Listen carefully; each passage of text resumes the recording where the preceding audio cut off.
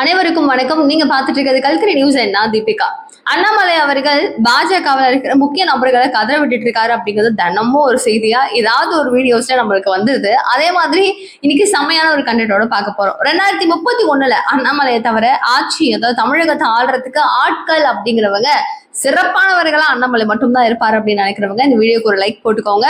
I support Annamalai அப்படின்னு சொல்லி comment box சொல்லுங்க. அண்ட் எனக்கான ஒரு ஆதரவா சப்ஸ்கிரைப் பண்ணிக்கோங்க. ஓகே, இப்போ நம்ம பேசுவோம்.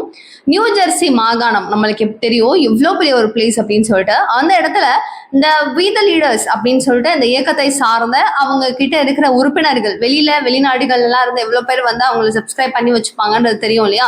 ஸோ இந்த இயக்கத்தை சார்ந்த வாலண்டியர்ஸ் எல்லாரையும் வச்சு ஒரு மீட்டப் அப்படிங்கிறத அண்ணாமலை அவர்கள் கண்டக்ட் பண்றாரு. அங்க நீங்க என்கிட்ட ஏதாவது கொஸ்டின் கேட்கணும்னா நீங்க கேளுங்க, இல்லை நான் ஏதாவது பேசணும்னு நினைக்கிறத நான் பேசுறேன் அப்படிங்கிற மாதிரி அங்க பெரிய அளவுல கொண்டாடுறாங்க. உண்மையாவே வெளிநாட்டுல இருக்கக்கூடிய தமிழர்கள், வெளியில இருக்கிறவங்க, நம்ம தமிழர்களாக இருக்கக்கூடியவங்க இவ்வளவு பெரிய ஒரு சப்போர்ட் அப்படிங்கறது அண்ணாமலை அவர்களுக்கு கொடுக்குறாங்க அப்படிங்கறத பார்த்தே ஒரு வார்த்தையில சொன்னா பார்த்தாது, வைத்தறிச்சலின் உச்சம் உச்சம். ஏன்னா நம்மள்ட்ட ஒரு 10 பேர் கூடுறதே பெரிய விஷயமா இருக்கு, இங்க இவங்களை சேர்க்கறதே பெரிய விஷயமா இருக்கு. ஆனா ஃபாரின் கண்ட்ரீஸ்ல இவ்வளோ நபர்களா, தமிழ் மக்கள் இவ்வளோ ஒரு பெரிய சப்போர்ட் அண்ணாமலைக்கா அப்படின்னு சொல்லிட்டு வியந்து பார்க்கும் அளவுக்கு வியக்க வச்சிருக்காரு அண்ணாமலை அப்படின்னு தான் நம்ம சொல்லணும். ஸோ இது ஒரு பெரிய பேசும் பொருளாக மாறிட்டு இருக்கு. ஏன்னா அங்க இருந்த நபர்கள் எல்லாரும் தனித்தனியா நாங்க போட்டோஸ் எடுத்துக்கணும் உங்க கூட அப்படின்னு சொல்லிட்டு தான் அவங்க ஒரு கோரிக்கையாகவும் வச்சிருக்காங்க.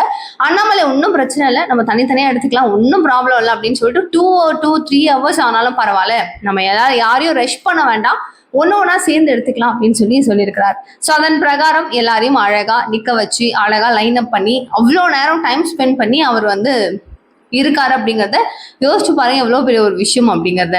இதை தொடர்ந்து அண்ணாமலை அவர்கள் பல ரகசியங்களை அந்த மேடையில போட்டு உடைச்சிருக்காரு அப்படிங்கிறது ஒரு உண்மையான விஷயம். ஏன் நான் சொல்றேன் அப்படின்னு கேட்டீங்கன்னா, அங்க போனதுக்கு அப்புறமா அங்க இருந்து அவர் சொல்றாரு, தமிழகத்துல நிறைய ஒரு பெரிய செய்தித்தாள் ஒண்ணு சொல்றாங்க, ஹிந்துத்துவாக்கு எதிராக நான் திரும்பிட்டேன் அப்படின்னு சொல்லிட்டு பேசிட்டு இருக்காங்க, அதெல்லாம் கிடையவே கிடையாது அப்படின்னு சொல்லிட்டு அங்கேயே ஒரு நச்சில ஒரு பதிலடி அப்படிங்கறத கொடுக்குறாரு. நான் ஏன் வந்தேன், எதுக்கு ஃபெட்னா இயக்கம் நடத்துறேன், இந்த விழாவுக்கு நான் வந்தேன் அப்படிங்கறத பத்தியும் தெளிவாக அவர் சொல்றாரு. ஸோ இது ஒரு பெரிய அடி இட்டி தூள் கிளப்பி இருக்காருன்னு தான் சொல்லணும். பாஜகவில் இருக்கக்கூடியவர்கள் எப்படி முழு பிதுங்கி, எப்படி கஷ்டப்பட்டு, ஐயோ வேதனைப்பட்டு, எப்படி துன்பப்பட்டு துயரப்பட்டு என்ன நடந்தாலும் சரி, அண்ணாமலை அவர்களுக்காக கூடக்கூடிய கூட்டம் அப்படிங்கிறது ஒரு உண்மையான ஒரு சோல்ஃபுல்லான ஒரு கூட்டம். அதை தான் அவங்க தயவு செய்து புரிஞ்சுக்கணும். நான் இவர் கூப்பிட்டாரு நான் வரேன், அவர் கூப்பிட்டாரு நான் வரேன் அப்படின்னு சொல்லிட்டு எல்லாம் இல்லாம ஒரு தனிநபர்களுடைய இயக்கமாக இது இவ்வளவு அளவுக்கு ஒரு பெரிய ஒரு பேச சந்திச்சிருக்கு அப்படிங்கிறது பெரிய ஹேட்ஸ் ஆஃப் அப்படிங்கறத சொல்லணும். ஸோ அவர் அங்க சொல்றாருங்க, ஒரு ரகசியம் அப்படிங்கிறது என்னன்னு கேட்டீங்கன்னா, டிஆர் பாலு அவர்கள் சமரசமாயிட்டாரு, அண்ணாமலை அவர்கள் சமரசமாயிட்டாங்க, அவங்க 2 பேருக்கும் ஒரு இணக்கம் வந்துருச்சு, சம் செட்டில்மெண்ட்ஸ் நடந்திருக்கு அப்படின்னு செய்தித்தாள்கள்லயும் ஊடகங்கள்லயும் உருட்டுகள்லயும் நம்மளால படிக்க முடிஞ்சிச்சு. இது ரொம்ப ஒரு மாதிரி போயிட்டே இருந்துச்சு. இதுக்கு ஒரு எண்டே கிடையாதாப்பா, இதுக்கு இல்லையாப்பா எண்டுங்கிற மாதிரி போயிட்டு இருந்தது. ஸோ இதை கிளாரிஃபை பண்ணும் விதமா அண்ணாமலை அங்க சொல்றாரு. ஸோ டிஆர் பாலு அவர்களுக்கும் எனக்கும் நடுவில் என்ன பிரச்சனை இருந்துச்சு நல்லா யோசிச்சு பாருங்க. டிஃபமேஷன் அப்படிங்கிறது அவர் எனக்கு எதிராக எனக்காக ஒரு வாதம் அப்படிங்கிறது நடக்குது. அந்த வாதத்துல என்ன தப்பா ஊழல் பண்ணிருக்கிறேன் அப்படின்னு பேசும்போது ஒரு 50 நபர்களுக்கு முன்னாடி பேசுறது எனக்கு ஒரு பெரிய கஷ்டமாயிருச்சு. அப்படி பேசியிருக்க கூடாது, நான் ஒரு வழக்க தொடர்றேன் அப்படின்னு சொல்லும் போது நிறைய மேற்கோள் காமிச்சு, இல்லைங்க நீங்க பேசிட்டு இருக்கிற இந்த வாதத்துக்குள்ள இது பண்ண முடியாது அப்படிங்கறதெல்லாம் சொல்லி அவங்க எனக்கு புரிய வச்சாங்க. பட் நான் இவர் மேல வழக்க தொடர்ந்து இருந்தேன்ல, இந்த மாதிரி ஒரு 7 கேசஸ் வரைக்கும் அவரு பார்த்ததாகவும், யாரும் டிஆர் பாலு அவர்கள் பார்த்ததாகவும், அந்த கேசஸ்ல 6 வரைக்கும் அவர் ஜெயிச்சதாகவும், ஒண்ணு அதாவது இப்போ இருக்கிறது தான் அவரே போட்டார் வழக்கு, இந்த மாதிரி என் மேல தப்பா பேசுறாரு அப்படின்னு சொல்லிட்டு அது 5-6 ஹியரிங் போயுமே அத்தனை ஹியரிங்ல குறுக்கு விசாரணை அப்படிங்கறத நான் நடத்தியும் இவ்வளவு பிரச்சனைகள் போய் இதுக்கு மேல முடியாது அப்படின்னு சொல்லிட்டு அவரு வாபஸ் வாங்குறாரு. கேஸ் போட்டது அவரு, வாபஸ் வாங்கினது அவரு. இதுல நடுவுல நான் எங்க போயிட்டு சமரசம் செய்யறது, நான் என்ன சமரசம் செய்தேன் அப்படின்னு சொல்லிட்டு அண்ணாமலை நறுக்குன்னு கேட்கிறாரு. ஊடகங்கள்ல இப்படி கேட்கிற கேள்விகளுக்கு ஊடகங்கள் என்ன பதில் சொல்லுவாங்கன்னு நீங்க நினைக்கிறீங்க? என்ன சொல்ல முடியும்னு நீங்க நினைக்கிறீங்க? சொல்லியிருக்கணுமா இல்லையா? அவங்க ஒரு தெளிவு அப்படிங்கறது கொடுத்துருக்கணுமா இல்லையா? இன்னைக்கு அண்ணாமலை அவர்கள் அழகா தெளிவா சொல்லிட்டாரு, இந்த மாதிரி தேவையில்லாம பேசுறது ஒரு பேசிக் நாலேஜ் அப்படிங்கிறது கூட அவங்களுக்கு இல்லைன்றதையும் தெளிவுபட சொல்றாரு.